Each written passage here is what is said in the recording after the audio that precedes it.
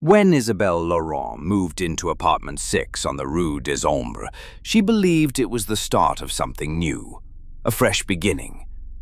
The flat sat nestled in the heart of Old Strasbourg, a quiet corner of the city where time seemed to pause. The building was a 19th century red brick structure, ivy creeping up its facade. Her unit had a narrow balcony that overlooked the slow-moving Ill River and the spired silhouette of a nearby church. The rent was suspiciously low, but Isabelle didn't ask questions. She had just accepted a nursing position at St. Clair Hospital and was still reeling from the wreckage of a broken relationship. The silence of the old quarter comforted her. It felt like safety. The building was old, with rusting iron elevators, scuffed wooden floors, and narrow hallways lined in peeling wallpaper. Still, it was bearable. At least, until nightfall. The first week passed in quiet. Then, the living room light began to flicker, but only when Isabelle stepped inside. At 2 a.m., she would hear footsteps echo down the hallway outside, not hurried or accidental, but heavy, slow, as if someone were dragging their feet across the floorboards.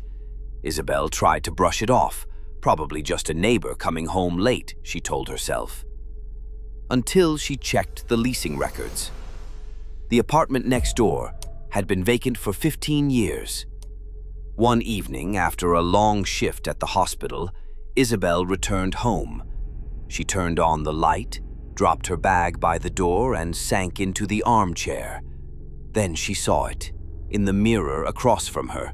The silhouette of a woman in a white dress stood just behind her. Isabelle spun around. No one. But the scent of jasmine, faint, sweet, unmistakable, suddenly filled the room, a scent she'd never smelled in that apartment before. The next morning, while heading downstairs to check her mail, Isabelle spotted the landlord, Monsieur Delacroix, sitting at the small table near the entrance. He was quietly reading an old, yellowed newspaper. On the table, a torn corner of the front page caught her eye, the faded headline still visible beneath years of dust. Missing girl mysteriously. Body found in basement of old building. The victim was Elise Moreau, 24, a nurse who had once lived in apartment number 6 in the year 1987. Her body had been discovered in the building's basement, pale, lifeless, surrounded by handprints smeared across the concrete walls. The case had been closed. Lack of evidence, the article said. Isabelle's mouth went dry. She turned to Delacroix. Who was she? She asked. The old man folded the paper, looked up at her with tired eyes, and said only one thing. She never left here.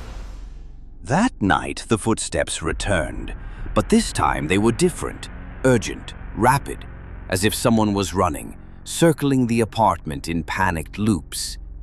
In the bathroom mirror, Isabelle saw her again. Elise, standing just behind her, arm outstretched, reaching for her shoulder, her touch frozen in glass. Isabelle couldn't ignore it any longer. She had to go down to the basement. The door was locked, but beneath the kitchen sink, tucked behind old pipes and rusted cans, she found a key. Its brass, dark with age, left there long ago, by someone who had once needed it too. The basement was colder than she'd imagined, like stepping into a stone tomb. The walls dripped with moss. Spiderwebs clung to every corner. She descended slowly, each stair heavier than the last. Her flashlight flickered, then caught on something etched into the far wall.